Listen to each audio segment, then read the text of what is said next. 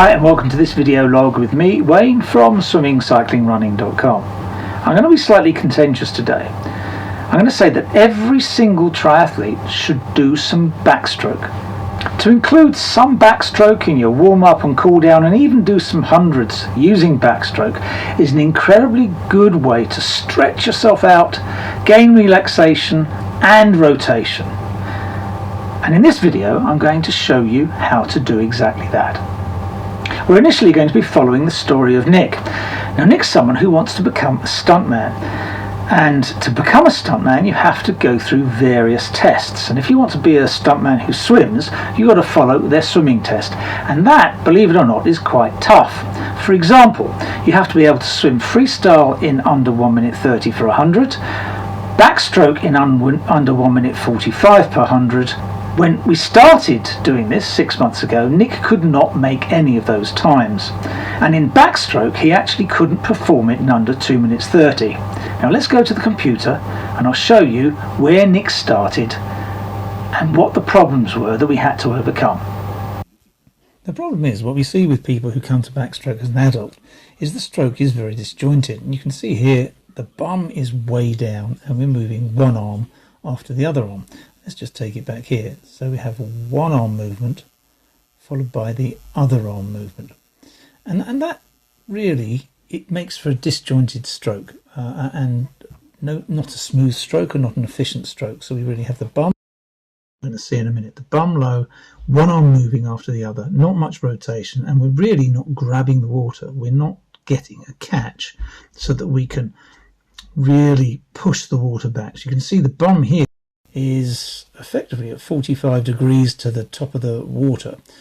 Now from this view we get an interesting perspective. We can see that the swimmer is very much concentrating on the front end of that arm pull. You can see a surge then stop, surge then stop, and if we look, we just take that back again, and if we look at the legs, he's trying to kick his head out the water, and that is generally a problem with a backstroker coming to backstroke at an older age.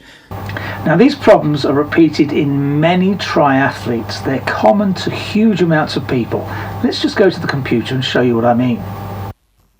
We see a staccato stroke, one arm moving, then the other arm moving, then the other arm moving.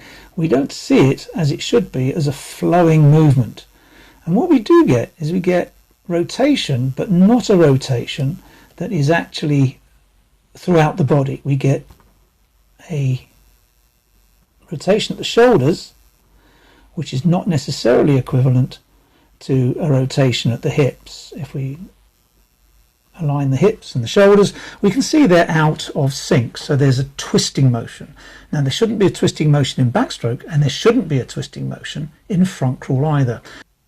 So in triathlon swimmers what we often see is a very stiff neck, as we're seeing here, and that stops rotation around the spine, and we want, both in front crawl and in backstroke, a lot of easy rotation with a relaxed neck. And you can see what's happening here, the legs are going down. It also happens in the next swimmer. You can see that real tension in the neck. You can virtually see it on that person's left hand side. You can see the tension in the neck, and we want that to be absolutely relaxed in both backstroke and in front crawl. And again we have one arm going and then the other arm. You can see one arm goes and then the other arm goes. So we want relaxation and we want a flowing movement that we don't get. But what is it like in really good backstroke swimmers? So here we have a really good swimmer just coming off of a turn, and what we want you to notice is the catch position that this swimmer's obtaining. Now notice really trying to reach above the head, pointing the fingers to the side of the pool, grabbing the water with both the forearm and the hand, and then driving upwards close to the body and then down and then up off the body. You can see that. So it's up off the body. It's getting as close to the body as he can to get the maximum stroke length that he can. And also notice that rotation. If we draw a line from the shoulders, and if we draw another line from the hips, you'll see that those two lines are aligned. So he's rotating the body absolutely in unison, just rotating around the spine, not twisting at all. And that's what we want to see in a really good backstroke, but it's also what we want to see in a really good front crawl. So what backstroke can teach a front crawler is about rotation and about relaxation. You can see the rotation that this swimmer's getting on every single stroke, and that's exactly the same rotation as you need in front crawl. Now, because front crawl is so similar to backstroke, we can actually practice our kicking without having to put our head in the water, and that allows us to keep our body straight. And here we have someone practicing a 3-beat kick, trying to go 1, 2, 3, change sides, 1, 2, 3, and actually the third kick changes the side, and you can see that hip is up to the surface of the water, on the surface of the water, on the surface of the water. The head's remaining dead still. If you look at that again, the head is absolutely dead still, so we're just rotating around our spine, keeping the head and neck relaxed and in one position, but incredibly balanced. And if you go 1, 2, 3, 1, 2, 3, sometimes you'll miss it. That doesn't matter. So long as you get that rotation, you'll be practicing a really good front crawl or backstroke kick. And for this, you obviously don't need a snorkel. You can do this with a snorkel on your other side, going frontwards.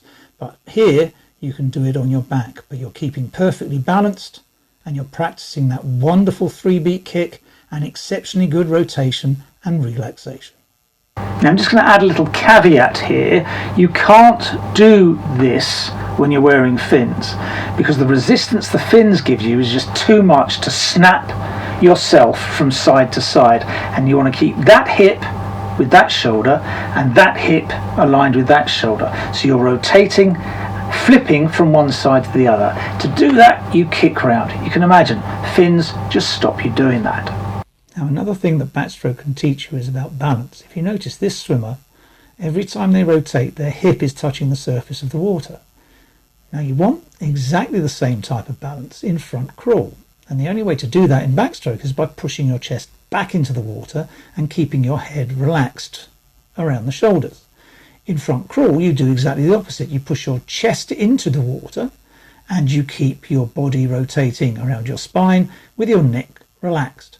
So this is a super way to actually feel the balance you want to feel in front crawl without actually having to move your head.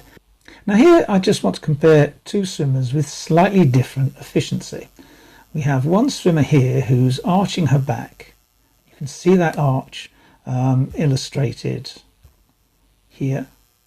Where the hips are driven away from the surface, and we have a natural arch in the back.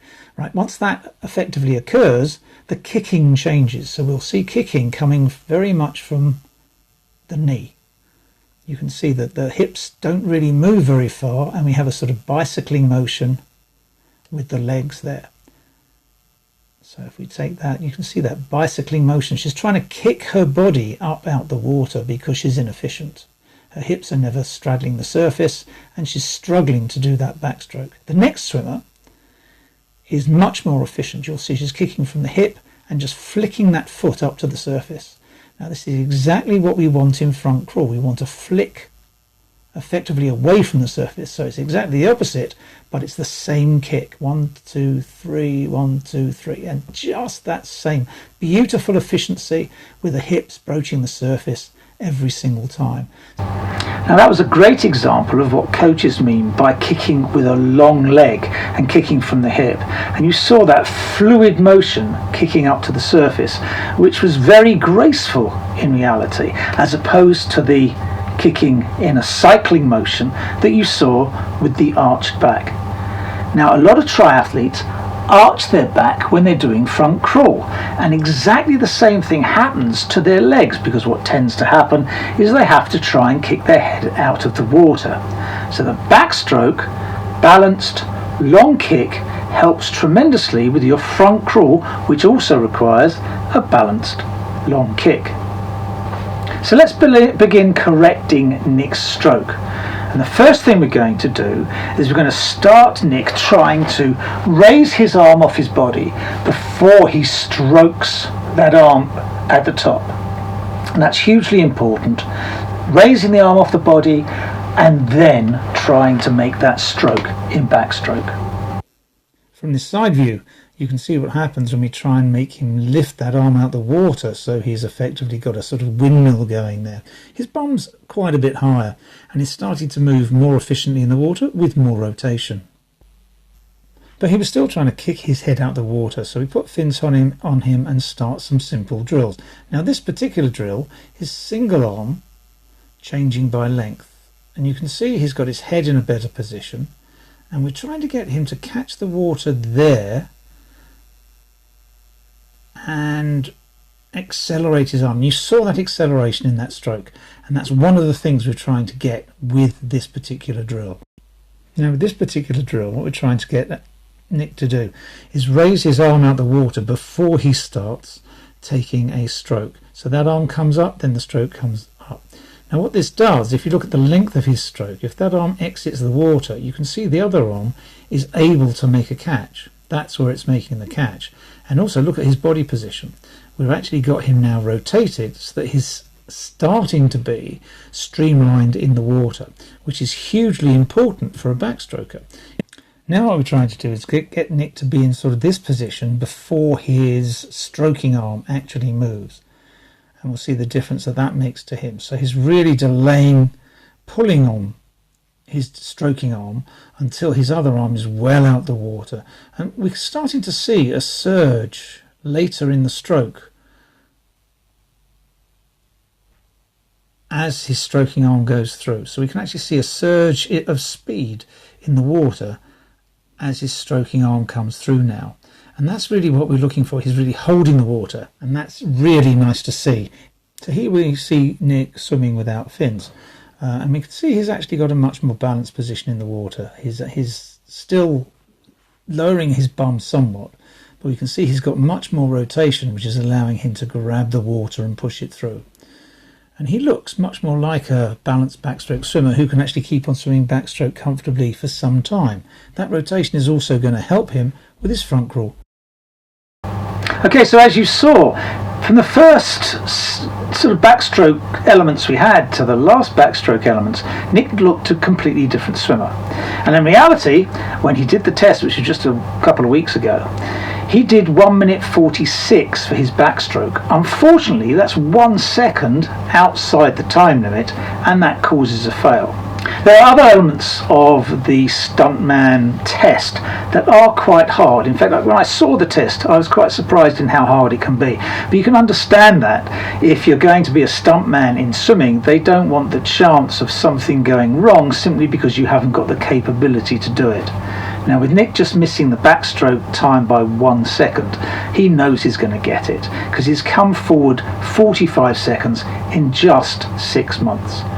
So including backstroke in your triathlon training makes a lot of sense. As I say, it balances you up, it aids your rotation, and it really helps with your streamlining and relaxation. Now a relaxed swimmer is a good swimmer. As soon as you tense up, which I see a lot of triathletes do, it becomes staccato, it becomes disjointed. When you see those really smooth swimmers swimming, they're swimming with relaxed muscles. That's what backstroke can help you get.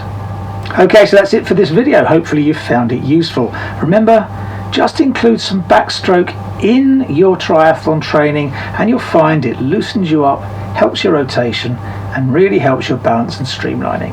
Thanks very much for watching. See you soon.